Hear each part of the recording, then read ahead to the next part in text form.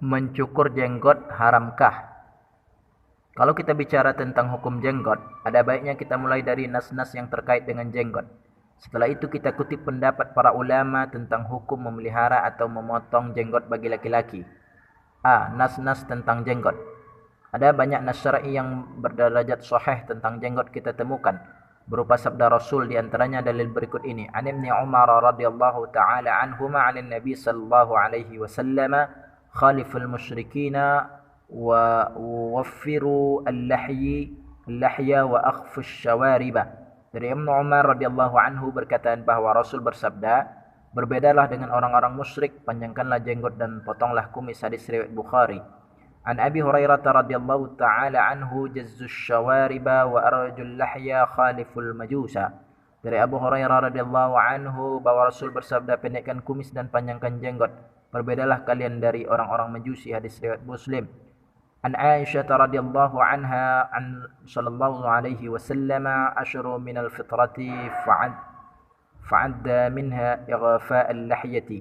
Dari Aisyah radhiyallahu anha, Nabi bersabda, ada 10 perkara yang termasuk fitrah, di antaranya memanjangkan jenggot. Hadis riwayat Muslim. Sebenarnya masih banyak lagi nas-nas terkait dengan jenggot, namun saya cukupkan 3 hadis saja. B. Hukum berjenggot.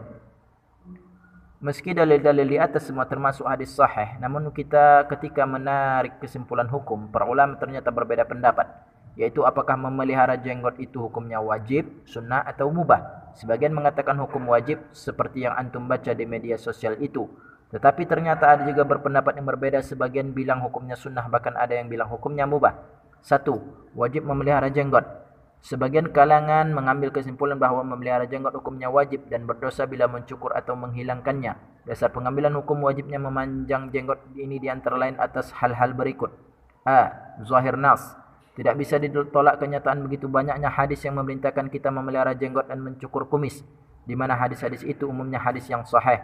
Dan kerana hadis-hadis di atas datang dengan lafaz amar, perintah, dan secara baku setiap perintah berarti kewajiban, maka kesimpulannya memanjangkan jenggot dan memotong kumis itu hukumnya menjadi wajib. Pendapat seperti ini umumnya menggunakan metode yang biasa digunakan oleh mazhab Zahiri, di mana zahir nas memang memerintahkan untuk memanjangkan jenggot.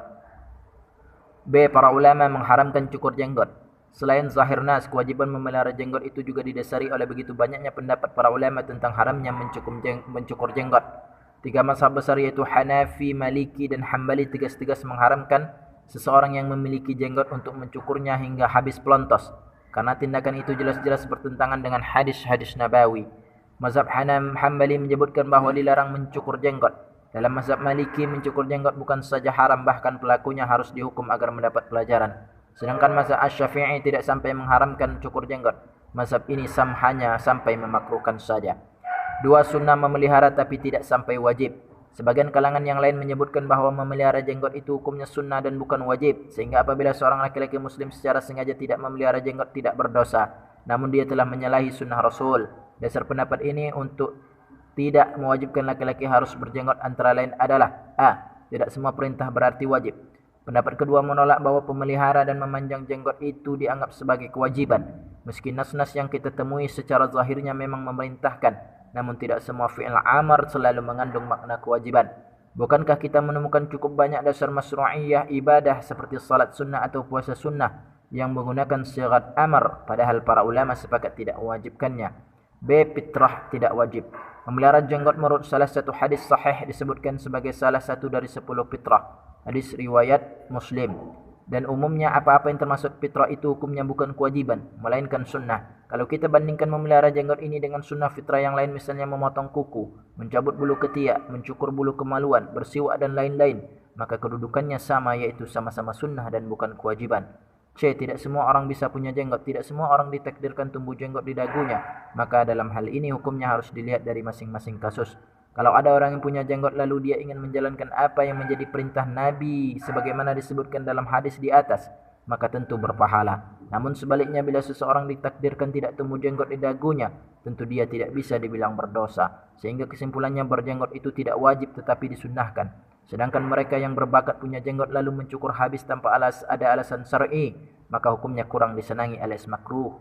3. Boleh memelihara dan boleh tidak memelihara. Sebagian dari kalangan punya pendapat yang berbeda, yaitu memelihara jenggot hukumnya bukan wajib atau sunnah. namun hukumnya hanya mubah. Kalau mau tampil berjenggot tidak ada larangan, tetapi kalau mau tampil tanpa jenggot atau mencukur jenggot hukumnya tidak terlarang.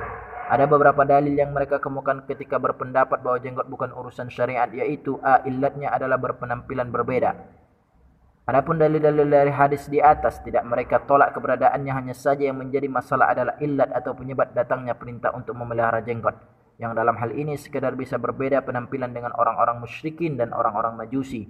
Menurut pandangan ini kebetulan secara uruf ataupun adat kebiasaan, orang-orang musyrikin dan majusi di masa Rasul punya penampilan yang mencari ciri khas, yaitu mereka terbiasa memanjangkan kumis dan memotong atau mencukur habis jenggot. Maka agar penampilan umat Islam berbeda dengan penampilan mereka, yang paling mudah adalah mengubah penampilan yang sekiranya berbeda secara signifikan, dan cara itu tidak lain adalah dengan cara memeliharanya jenggot dan memotong kumis.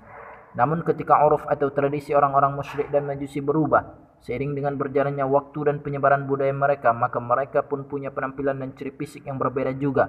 Ketika banyak dari orang-orang musyrik dan majusi tidak lagi memanjangkan kumis dan memotong jenggot sebagaimana yang mereka lakukan di masa hidup Rasul, maka dalam logika mereka hukumnya pun ikut juga berubah. Dalam pandangan mereka yang menjadi alatnya dari dalil-dalil di atas bukan masalah memelihara jenggotnya, melainkan perintah untuk berbeda penampilan dengan orang musyrik dan majusi. B. Masalah ketidakadilan. Selain menggunakan logika perbedaan illat, mereka tidak mewajibkan atau menyunnahkan memelihara jenggot karena masalah ketidakadilan. Kalau memelihara jenggot dianggap sebagai ibadah, entah hukumnya wajib atau sunnah, maka betapa agama Islam ini sangat tidak adil. Sebab hanya mereka yang ditakdirkan punya banyak jenggot saja yang bisa mengamalkannya. Punya bakat jenggot saja. Hal itu mengingatkan keberadaan jenggot amat berbeda dengan rambut pada kepala manusia, di mana setiap bayi yang lahir sudah dipastikan kepalanya tumbuh rambut. Demikian juga dengan kuku.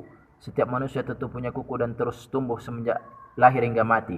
Namun tidak demikian halnya dengan jenggot. Ada berjuta manusia di dunia ini secara sunatullah memang tidak tumbuh jenggotnya, dan hal itu terjadi sejak dari lahir sampai tua dan mati. Allah Subhanahu wa taala mentakdirkan memang tidak ada satupun jenggot tumbuh di dagu mereka.